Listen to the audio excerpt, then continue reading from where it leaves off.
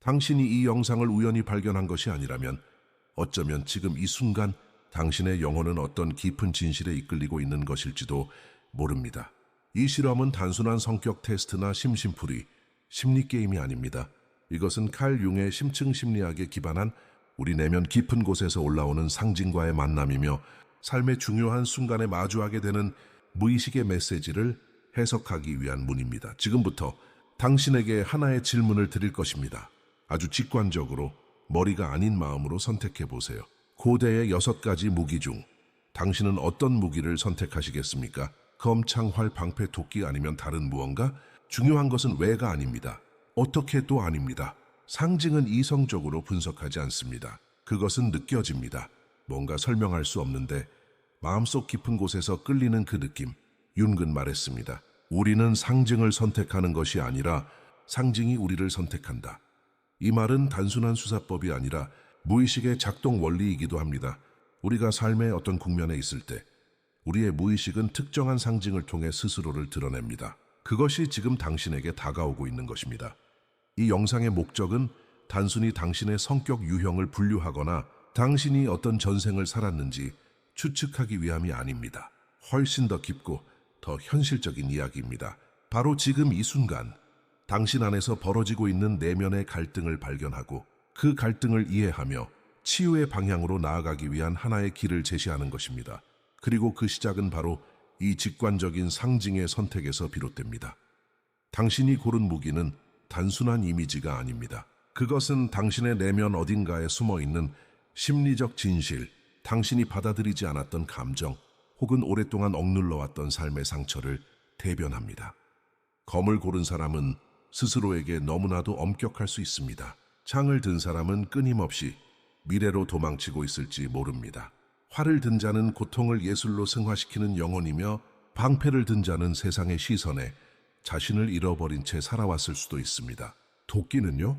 그것은 혼돈 속에서 살아남은 자의 상징이며 때로는 대물림된 상처를 끊기 위해 투쟁하는 전사입니다. 이러한 상징들은 무작위로 선택된 것이 아닙니다. 그들은 우리 집단 무의식 속에서 오랫동안 살아 숨 쉬며 우리가 준비되었을 때 스스로 모습을 드러냅니다. 그래서 당신이 지금 선택한 상징은 현재 당신 인생에서 가장 중요한 심리적 테마를 반영하고 있을 가능성이 높습니다. 이 영상의 마지막에는 윤기 제시한 심층 심리 기법 중 하나인 적극적 상상 Active Imagination을 사용하여 당신이 선택한 상징과 직접 대화를 나누는 실습을 안내 드릴 것입니다. 상징은 단지 해석하는 것이 아니라 경험해야 하는 것입니다. 그와 함께 시간을 보내고 그에게 질문을 던지고 귀 기울이는 과정을 통해서만 진정한 내면의 메시지가 떠오릅니다. 당신은 이미 첫걸음을 디뎠습니다. 당신은 무기를 선택했고 상징이 당신을 향해 다가왔습니다. 이제 해야 할 일은 그 상징이 말해주는 이야기에 귀 기울이는 것입니다. 당신의 영혼은 당신보다 먼저 알고 있었는지도 모릅니다. 지금 당신이 마주해야 할 내면의 싸움, 그리고 그 싸움을 어떻게 사랑과 지혜로 이끌 것인지를, 그리고 기억하세요. 상징은 무섭지 않습니다. 오히려 그것은 당신을 보호하고 안내하고 깊은 치유로 이끄는 영혼의 언어입니다. 진짜 변화는 이해가 아니라 경험에서 옵니다. 지금부터 우리는 그 경험을 함께 시작할 것입니다. 검은 빛을 반사하는 도구입니다. 그것은 진실을 자르고 허상을 베어냅니다. 하지만 같은 날카로움이 자기 자신을 향할 때 그 검은 치유가 아니라 상처를 남깁니다. 당신이 검을 선택했다면 아마도 당신의 영혼은 오래전부터 완벽함과 실패 사이에서 싸워왔을 것입니다. 당신은 아마 자신에게 가장 가혹한 비평가이자 자신의 삶을 끊임없이 재단하는 내면의 재판관일지도 모릅니다. 어린 시절 당신은 잘해야 한다는 말 속에서 잘하지 않았나요? 사랑을 얻기 위해, 인정받기 위해 항상 더 나아져야 한다는 압박감 속에서 자신을 훈련시켜 왔을지도 모릅니다. 융은 이를 의식이 무의식을 통제하려는 시도라고 불렀습니다. 그러나 그 과정에서 우리는 자기 자신을 통제하는 법을 배우지만 동시에 자기 자신을 용서하지 못하는 법도 배웁니다. 검의 사람은 강하지만 그 강함은 종종 두려움에서 비롯됩니다.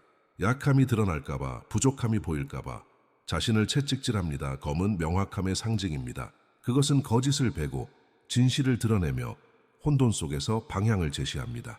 그러나 같은 도구가 파괴의 도구가 될 수도 있습니다. 당신의 내면의 검은 지금 어디를 향해 있나요? 세상을 향해 있는가요? 아니면 자신을 향해 있는가요?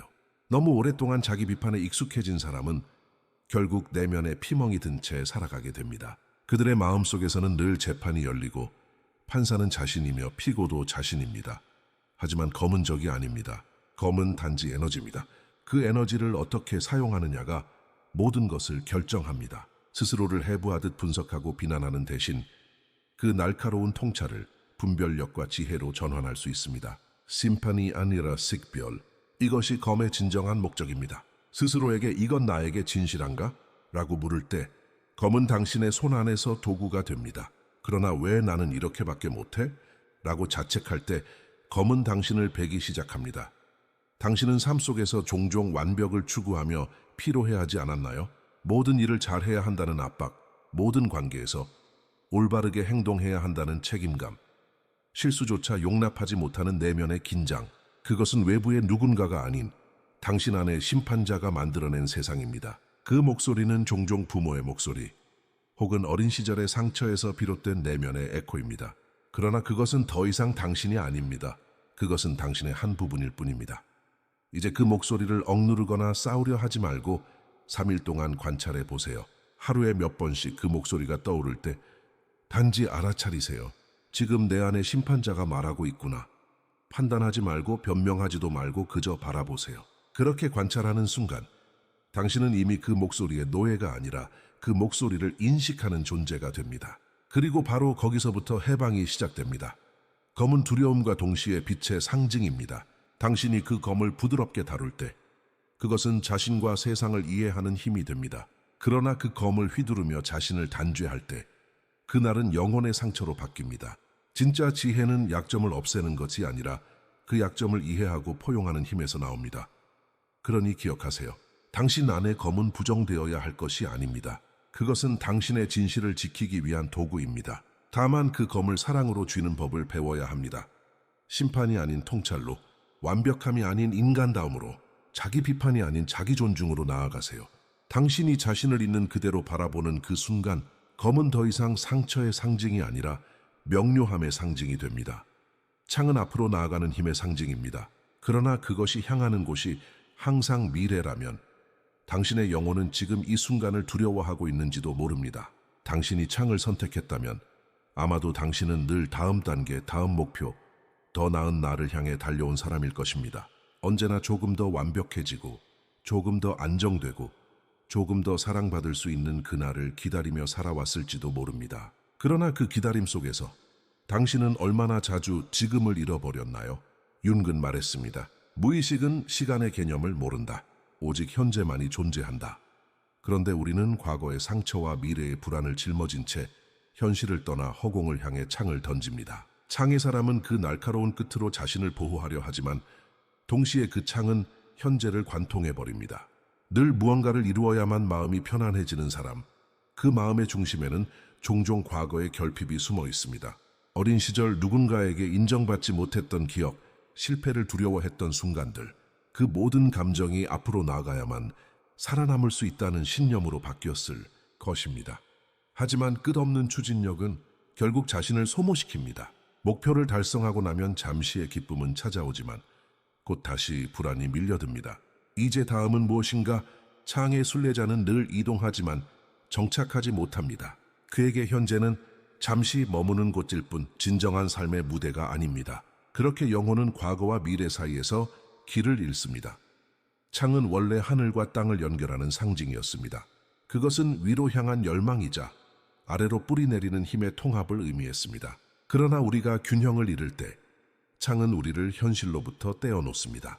당신이 지금 느끼는 공허감, 아무리 달려도 채워지지 않는 허무함은 그 불균형의 신호일 수 있습니다. 당신의 창은 무엇을 향해 있나요? 더 많은 성공인가요? 완벽한 사랑인가요? 아니면 잃어버린 자신인가요? 지금 이 질문에 명확한 대답을 하지 않아도 괜찮습니다. 중요한 것은 당신이 그 창을 어디로 던지고 있는지를 자각하는 것입니다. 이제 아주 간단한 연습을 해보세요. 하루 3번 단 30초 동안만 아무것도 하지 않고 현재에 머무르세요. 숨소리를 느끼고 주변의 소리를 듣고 몸의 감각을 인식하세요. 처음에는 의미 없어 보일지도 모릅니다. 그러나 그 30초가 쌓이면 당신은 점점 시간의 중심으로 돌아오게 됩니다. 창이 바깥을 향해 있던 에너지가 안쪽으로 돌아오는 순간 당신의 영혼은 안정을 찾습니다. 창의 사람은 결코 게으르지 않습니다. 그는 탐구자이며 꿈꾸는 자입니다. 그러나 진정한 순례자는 끝없는 이동이 아니라 멈춤 속에서 길을 찾는 사람입니다. 멈춘다는 것은 포기하는 것이 아니라 자신의 영혼이 따라잡을 시간을 주는 것입니다. 당신은 더 이상 미래의 약속의 인질로 묶여 있을 필요가 없습니다. 당신이 찾고 있는 평화, 그건 먼 곳에 있는 것이 아니라 지금 이 순간 당신 안에서 기다리고 있습니다. 창은 당신에게 묻습니다. 나는 도망치고 있는가? 아니면 진정으로 나아가고 있는가? 이 질문이 두렵다면 그건 좋은 신호입니다. 당신의 무의식이 깨어나고 있기 때문입니다. 지금 이 자리에서 잠시 창을 내려놓으세요. 미래의 그림자를 쫓는 대신 지금의 빛을 바라보세요. 그 빛이 작더라도 그것이야말로 진짜 삶입니다. 진정한 전진은 멈춤에서 시작됩니다.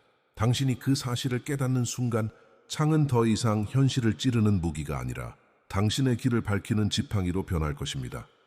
활은 인내의 상징입니다. 그리고 긴장, 화살을 날리기 위해서는 활을 당기는 고요한 힘이 먼저 존재해야 합니다. 당신이 활을 선택했다면 당신은 삶 속에서 깊은 내면의 긴장을 안고 살아가는 사람일 수 있습니다. 단지 격한 감정이 아닌 그것을 통제하고 변형시키는 정서적 연금술사의 기질을 가진 이들 말입니다. 이런 사람들은 대부분 누군가를 위로하고 이끌고 고통 속에서도 의미를 찾는 일을 해왔습니다. 종종 상처 입은 치유자의 역할을 자처하며 자신보다 타인의 아픔을 먼저 돌봅니다. 그러나 정작 자신에게 다가오는 슬픔, 외로움, 분노는 조용히 접어둔 채 살아가곤 합니다. 활은 단순히 무기를 의미하지 않습니다. 그것은 긴장 속의 창조력, 고통 속의 아름다움, 상처 속의 진실을 나타냅니다. 당신이 지금까지 겪어온 모든 감정은 사실 당신을 부셔버리려 한 것이 아니라 당신을 더 넓고 깊게 만들어주기 위한 불꽃이었을지도 모릅니다. 활의 사람은 그 불꽃을 눌러 없애기보다 그 불꽃을 빛으로 바꾸는 법을 배우려 합니다. 하지만 그 과정은 고통스럽습니다. 활은 계속해서 당겨지기만 하면 결국 부러집니다. 당신도 그렇게 살아오지 않았나요? 누구보다 깊이 느끼고 누구보다 많은 감정을 안고 살았지만 정작 스스로를 느끼는 시간은 허락하지 않았던 삶. 그 안에서 감정은 눌리고 미뤄지고 잊힌 채 책임감이라는 이름으로 포장됩니다. 활의 에너지는 예민하고 섬세합니다.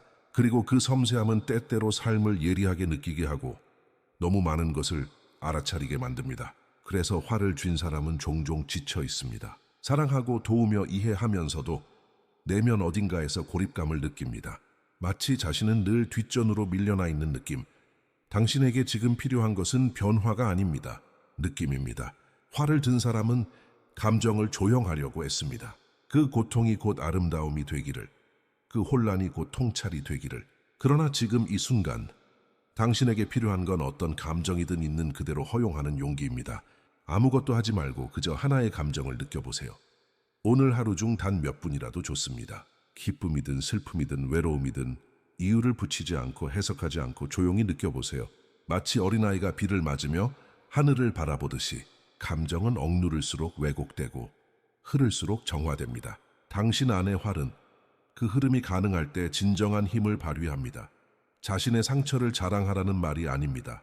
단지 그 상처를 감출 필요가 없다는 사실을 기억하라는 이야기입니다. 당신의 연약함, 감정의 깊이, 눈물의 의미, 그것이 당신의 가장 강력한 자산입니다. 활은 그것을 알려줍니다. 당신은 약한 사람이 아니라 깊은 사람입니다. 세상은 당신 같은 사람을 필요로 합니다. 그러나 먼저 당신 자신이 자기 자신의 치유자가 되어야 합니다. 그렇게 될 때 활은 당신을 짓누르는 무게가 아니라 당신의 진실을 세상에 전하는 전달자가 됩니다. 감정을 억누르지 마세요. 너무 빨리 의미를 만들려 하지 마세요.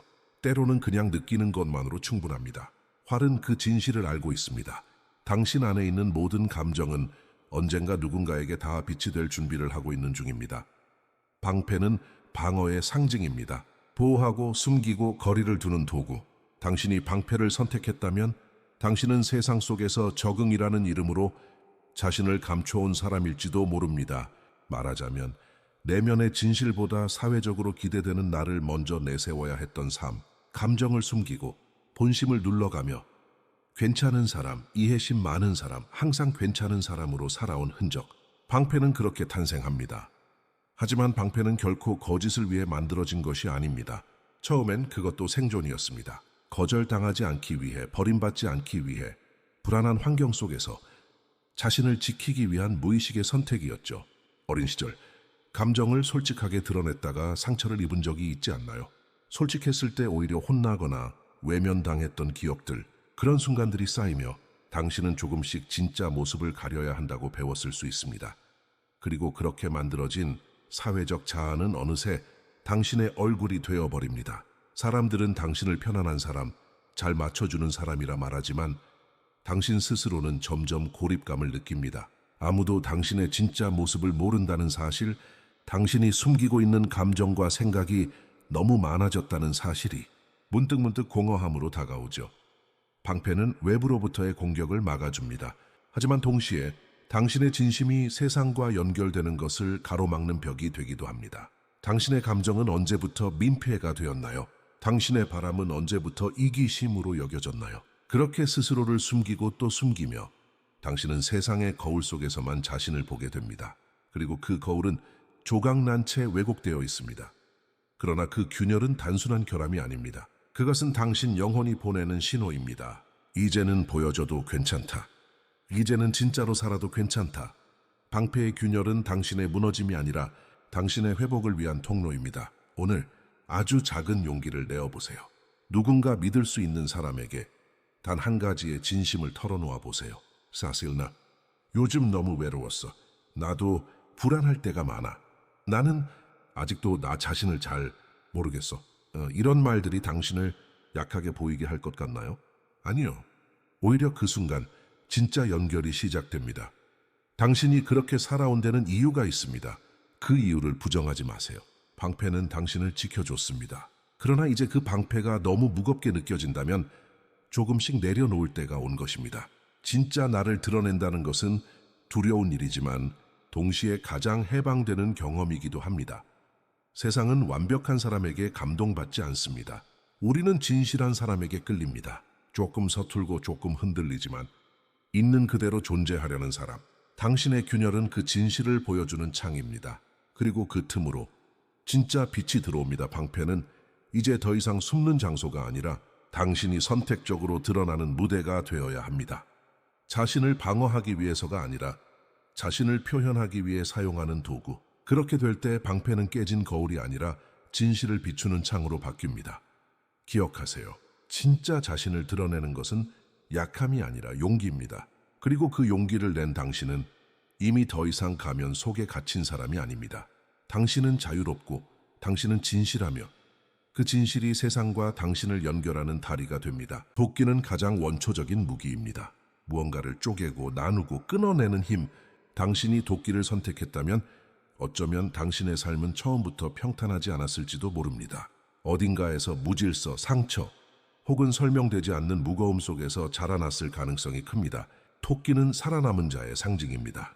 상처를 물려받고도 그것에 짓눌리지 않고 끝내 일어선 영혼답다. 당신은 때때로 자신이 이유 없이 날카롭다고 느끼지 않나요? 혹은 너무 강해야 했던 어린 시절을 기억하나요? 어른들의 싸움, 감정적으로 불안한 가정, 책임을 너무 일찍 떠안았던 기억들. 그것은 단순한 개인의 고통이 아닙니다. 융은 이러한 패턴을 세대 간의 그림자라 불렀습니다. 우리가 이해하지 못하면서도 반복하게 되는 고통의 순환. 도끼의 사람은 바로 그 상처의 계보 속에서 깨어난 사람입니다. 당신은 부드럽게 사는 법을 잊어버렸을 수도 있습니다. 너무 오랫동안 스스로를 단단하게 만들어야만 살아남을 수 있었기 때문입니다. 무너질 수 없었고 기대면 안 되었고 울음도 자제해야 했던 시간들. 그런 삶이 당신을 강하게 만들었지만 동시에 차갑게 만들기도 했습니다. 도끼는 이런 질문을 던집니다. 당신은 지금 당신의 삶을 베고 있습니까? 아니면 당신의 과거를 끊고 있습니까? 도끼는 파괴의 도구가 아닙니다. 본질적으로는 분리와 경계의 상징입니다. 어디까지가 나이고 어디까지가 내가 물려받은 아픔인지 구분하기 위해 우리는 도끼를 들 필요가 있습니다. 그것은 전쟁이 아니라 정화의 의식입니다. 당신은 더 이상 과거의 피해자도 상처의 유전자가 아닙니다. 당신은 그것을 인식하고 끊어내는 자, 변화의 시작점입니다. 어쩌면 당신은 이미 이런 말을 들어왔을 겁니다. 네오는 왜 그렇게 예민해? 그 정도는 다들 견뎌. 하지만 당신의 고통은 남의 기준으로 판단될 수 없습니다. 그것은 당신이 느끼는 대로 진실입니다. 도끼의 사람은 타인의 침묵 속에서 고통을 본 사람입니다. 그래서 때때로 그들은 진실을 말하려 할 때 너무 거칠게 들리기도 합니다. 그러나 그 거칠음은 단지 오랜 침묵을 뚫고 나온 목소리일 뿐입니다. 이제 하나의 연습을 해보세요. 종이에 당신이 어릴 때부터 익숙했던 가족 내의 감정 패턴을 적어보세요. 예를 들어, 우리는 불행해도 참아야 했다. 감정을 표현하면 약하다고 여겼다. 남들보다 항상 강해야 했다 같은 문장들. 그런 다음 그중 단 하나라도 오늘 당신의 의식으로 멈추는 선언을 해보세요. 이건 내 것이 아니다. 나는 다르게 살겠다. 단순한 문장이지만 의식적으로 그 고리를 끊는 순간 당신은 도끼를 휘두르는 것이 아니라 치유의 나무를 심는 사람이 됩니다. 도끼는 차갑고 무겁지만 그 끝에선 새로운 구조가 시작됩니다. 당신이 부수는 것은 과거가 아니라 당신을 가두는 틀입니다. 그리고 그 잔해 속에서 더 단단하고 정직한 삶의 토대가 세워질 수 있습니다. 당신이 받은 고통이 크다면 그만큼 당신이 줄 수 있는 지혜와 힘도 큽니다. 당신은 혼돈을 물려받았지만 의식으로 그것을 멈추는 첫 번째 사람이 될 수 있습니다. 그것이야말로 가장 위대한 유산 아닐까요? 도끼는 말합니다. 당신은 파괴자가 아니라 재건자다. 지금껏 이 무기 덕분에 살아남았다면 이제는 그 무기를 내려놓고 당신 자신의 방식으로 살아갈 시간입니다. 이제 우리는 6가지 상징적 무기의 세계를 지나 진정한 여정을 마무리할 마지막 관문에 도달했습니다. 그러나 이 여정의 끝은 단순한 이해가 아니라 변형과 통합입니다. 당신은 단지 하나의 무기를 고른 것이 아닙니다. 당신은 지금 자신의 내면 깊숙한 갈등과 메시지를 마주하고 그것을 살아있는 경험으로 전환할 준비를 마친 상태입니다. 칼 융은 상징을 해석의 대상이 아니라 대화의 대상으로 보았습니다. 무의식은 언어가 아닌 이미지로 말하며 그 이미지는 곧 살아있는 에너지입니다. 그래서 그는 중요한 기술 하나를 남겼습니다. 바로 적극적 상상, Active Imagination입니다. 이는 상징과 대화함으로써 내면의 무의식적 에너지를 의식으로 통합하는 기법입니다. 지금부터 이 방법을 단계별로 안내드릴게요. 이 과정은 단순하지만 깊은 진실에 닿을 수 있는 강력한 도구입니다. 먼저 조용한 공간에 앉으세요. 눈을 감고 당신이 선택한 무기의 이미지를 떠올려 보세요. 그 무기가 손에 쥐어진 것처럼 상상하고 그 무기의 질감, 무게, 온도, 소리 등을 느껴보세요. 이때 중요한 것은 레이보는 것이 아니라 느끼는 것입니다. 그 다음 상상 속에서 그 무기와 대화를 시작합니다. 이렇게 물어볼 수 있어요. 당신은 왜 나를 선택했죠? 당신은 내 안에 어떤 진실을 보여주려 하나요? 나는 무엇을 내려놓고 무엇을 받아들여야 할까요? 질문은 당신의 언어로, 당신의 방식으로 하면 됩니다. 중요한 것은 그 질문을 진심으로 던지고 그에 대한 반응을 기다리는 일입니다. 어떤 이미지를 떠올릴 수도 있고 단어가 떠오르거나 감정이 흘러올 수도 있습니다. 그것을 억누르지 말고 그저 받아들이세요. 가능하다면 이 대화를 글로 기록하세요. 상징과의 대화는 시간이 지날수록 더 깊어지고 때로는 며칠 후에야 진짜 메시지가 떠오르기도 합니다. 중요한 건 당신의 내면이 지금 살아있는 방식으로 반응하고 있다는 사실입니다. 이 기술은 단지 상상을 즐기는 놀이가 아닙니다. 그것은 융기 말한 초개성화 과정, Individuation Dupo의 실천입니다. 우리는 삶을 살아가면서 점점 사회적 페르소나에 갇히고 무의식의 목소리를 무시하게 됩니다. 그러나 상징은 그 목소리를 되찾는 문입니다. 그것은 단지 감정을 치유하는 것을 넘어 당신이 누구인지, 무엇을 위해 살아가야 하는지, 그리고 어떤 통합을 이룰 수 있는지를 일깨우는 거울입니다. 당신이 지금까지 만난 무기, 검, 창, 활, 방패, 도끼, 그 어떤 것이든 그것은 당신의 일부입니다. 당신의 그림자일 수도 있고 당신의 잠재력일 수도 있습니다. 중요한 것은 그것을 받아들이는 일, 거부하거나 이상화하지 않고 그저 진심으로 듣는 일입니다. 그리고 이 여정은 반복할 수 있습니다. 인생의 흐름 속에서 당신은 또 다른 상징에 끌릴 수도 있습니다. 그때마다 이 기술을 통해 내면과의 연결을 강화할 수 있어요. 이제 당신에게 남은 것은 단 하나입니다. 실천. 이번 주 안에 시간을 정해 이 적극적 상상을 해보세요. 단 10분이면 충분합니다. 당신이 그 대화에 진심을 담을수록 상징은 점점 더 명확한 메시지를 전할 것입니다. 마지막으로 기억하세요. 무의식은 당신의 적이 아니라 당신의 동반자입니다. 상징은 당신을 혼란에 빠뜨리기 위해서가 아니라 당신이 본래의 자아로 돌아갈 수 있도록 안내하기 위해 나타나는 존재입니다. 이 영상이 당신에게 의미 있었다면 당신이 선택한 무기를 댓글로 나누어 주세요. 그리고 그 상징이 당신에게 어떤 메시지를 전했는지도, 또 이 여정을 함께 하고 싶은 이가 있다면 이 영상을 공유해 주세요. 그리고 무엇보다도 당신의 무의식을 신뢰하세요. 그곳에는 당신이 잊고 있던 진실, 힘, 그리고 가능성이 잠들어 있습니다. 이제 그것을 깨울 시간입니다.